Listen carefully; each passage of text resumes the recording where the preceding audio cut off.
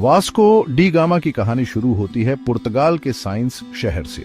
यह एक छोटा सा तटीय शहर है जो अपने इतिहास और समुद्री परंपराओं के लिए जाना जाता है। 1460 के आसपास जन्मे वास्को उस समय बड़े हुए जब दुनिया भर में नई नई खोजें हो रही थीं। यह वह समय था जब यूरोप के कई देश नई भूमि और समुद्री मार्गों की खोज में लगे हुए थे। समुद्री खोजों में पुर्तगाल सबसे आगे था। पुर्तगाली नाविकों ने कई अज्ञात समुद्री मार्गों की खोज की और नए नए द्वीपों पर पहुंचे। वास्को ने बचपन से ही जहाजों और समुद्री यात्रा के बारे में सीखा होगा। उनके लिए यह एक रोमांचक और प्रेरणादायक अनुभव रहा होगा। उनके शुरुआती जीवन के बारे में ज्यादा जानकारी नहीं है, लेकिन यह माना जाता है कि उन्होंने अपनी शिक्षा और प्रशिक्षण पुर्तगाल में ही प्राप्त किया। लेकिन उनके परिवार का पुर्तगाली ताज के प्रति सेवा का इतिहास रहा है। उनके परिवार ने पुर्तगाली राजघराने के लिए कई महत्वपूर्ण सेवाएं दी थीं। यही वजह बनी उनकी किस्मत बनाने की।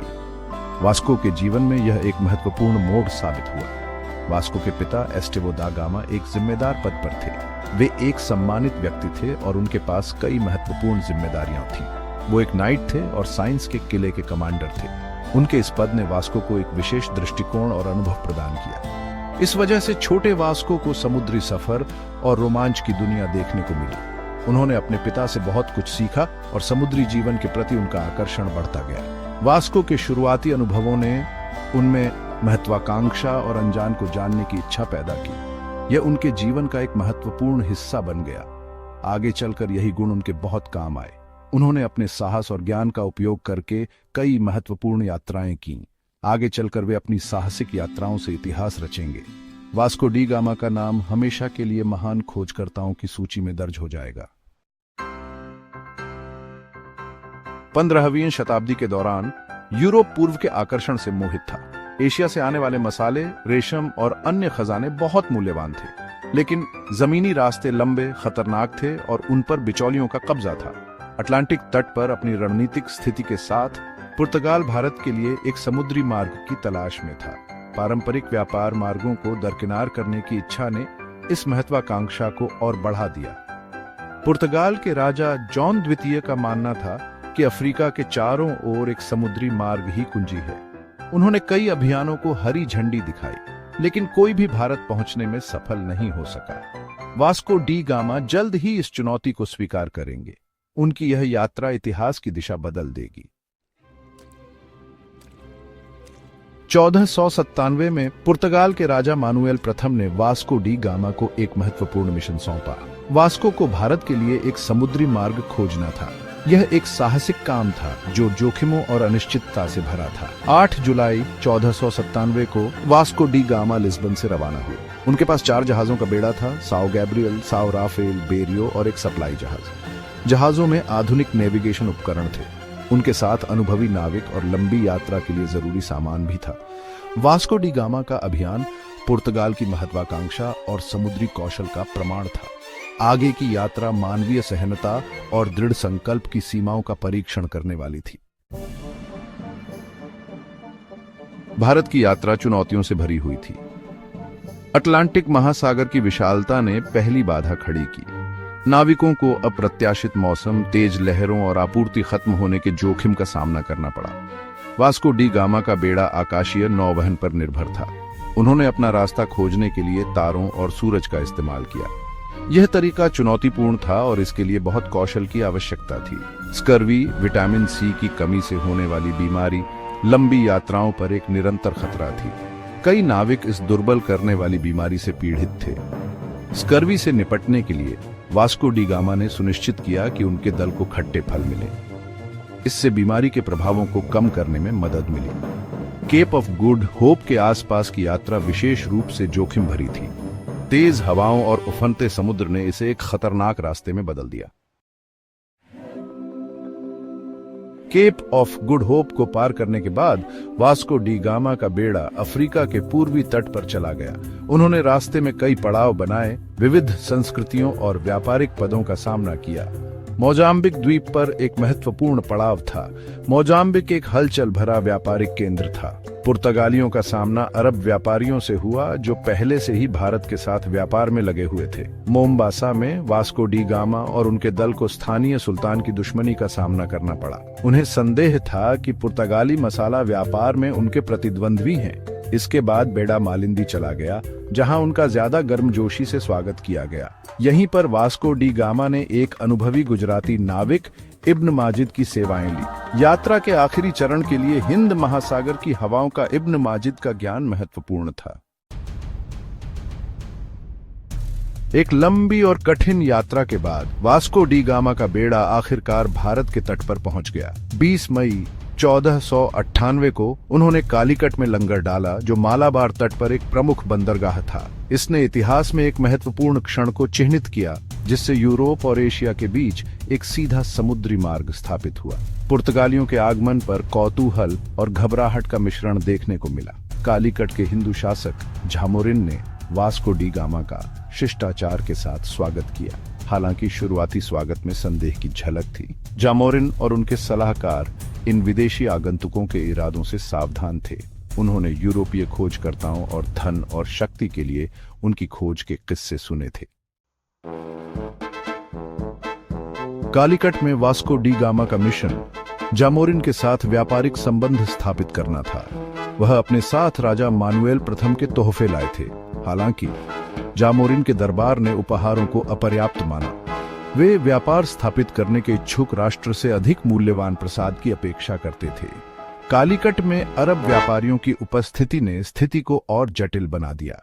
उन्होंने पुर्तगालियों के आगमन पर नाराजगी जताई। उन्हें डर था कि प्रतिस्पर्धा से मसाला व्यापार पर उनके एकाधिकार को खतरा होगा। अरब व्यापारियों ने पुर्तगालियों के खिलाफ जामोरिन को भड़काया। इससे दोनों पक्षों के बीच तनाव और अविश्वास पैदा हुआ। वास्को डी गामा अनुकूल व्यापार समझौतों को सुरक्षित करने में असमर्थ और बढ़ती दुश्मनी का सामना करते हुए पुर्तगाल लौटने का फैसला किया। 1499 में वास्को डी गामा की पुर्तगाल वापसी का जश्न और निराशा दोनों के साथ स्वागत किया गया। उनकी यात्रा ने एक नए युग की शुरुआत की, लेकिन उम्मीदों पर पूरी तरह खरा नहीं उतरा। जबकि उन्होंने भारत के लिए समुद्री मार्ग सफलतापूर्वक खोज लिया था, लेकिन वह एक मजबूत व्यापारिक पकड़ स्थापित करने में विफल रहे थे। पुर्तगाली व्यापारियों को उम्मीद थी कि वे भारतीय मसालों और अन्य कीमती वस्तुओं के साथ लौटेंगे, लेकिन ऐसा नहीं हो सका। 1502 में वास्को डी गामा भारत की दूसरी यात्रा पर निकले। इस बार उनकी योजना पहले से अधिक महत्वाकांक्षी और आक्रामक थी। इस बार उन्होंने एक बड़े और अधिक शक्तिशाली बेड़े की कमान संभाली। ये बेड़ा न केवल व्यापार के लिए बल्कि सैन्य अभियानों के लिए भी तैयार था। उनका मिशन स्पष्ट था, हिंद महासागर में पुर्तगाली प्रभुत्व का दावा करना। वे किसी भी प्रतिरोध को कुचलने के लिए तैयार थे। दा गामा की दूसरी यात्रा हिंसा और क्रूरता से चिह्नित थी।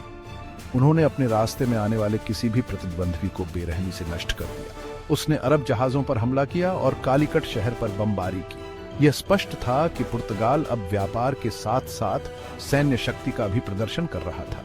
उसने स्थानीय शासकों पर भारी कर लगाया और बलपूर्वक पुर्तगाली व्यापारिक चौकियां स्थापित की। यह रणनीति पुर्तगाल को आर्थिक और राजनीतिक लाभ दिलाने के लिए थी। दा गामा के कार्यों का हिंद महासागर में शक्ति संतुलन पर गहरा प्रभाव पड़ा। इसने क्षेत्रीय व्यापार मार्गों को पुनः परिभाषित किया। पुर्तगाल ने अपनी नौसैनिक श्रेष्ठता के माध्यम से इस क्षेत्र में एक प्रमुख उपस्थिति स्थापित की। उनकी नौसेना अब भारतीय महासागर में सबसे शक्तिशाली थी। इसने एशिया में यूरोपीय उपनिवेशवाद की शुरुआत को चिह्नित किया। वास्को डी गामा की आक्रामक रणनीति ने आने वाले दशकों के लिए मार्ग प्रशस्त किया। भारत में वास्को डी गामा की यात्राएं विश्व इतिहास में महत्वपूर्ण घटनाएं थीं। उनकी यात्रा ने न केवल समुद्री अन्वेषण के एक नए युग की शुरुआत की, बल्कि वैश्विक व्यापार और सांस्कृतिक आदान प्रदान के मार्ग भी खोले। भारत के लिए समुद्री मार्ग की उनकी खोज के दूरगामी परिणाम हुए। इसने यूरोप और एशिया के बीच व्यापार को एक नई दिशा दी, जिससे दोनों महाद्वीपों के बीच सीधा संपर्क स्थापित हुआ। इसने यूरोप और एशिया के बीच सीधे व्यापार का रास्ता खोल दिया। इससे पहले व्यापारिक मार्ग जटिल और लंबी प्रक्रियाओं से गुजरते थे, लेकिन वास्को डी गामा की खोज ने इसे सरल बना दिया। इससे अरब और विनीशियन व्यापारियों द्वारा नियंत्रित पारंपरिक व्यापार मार्गों का पतन हुआ।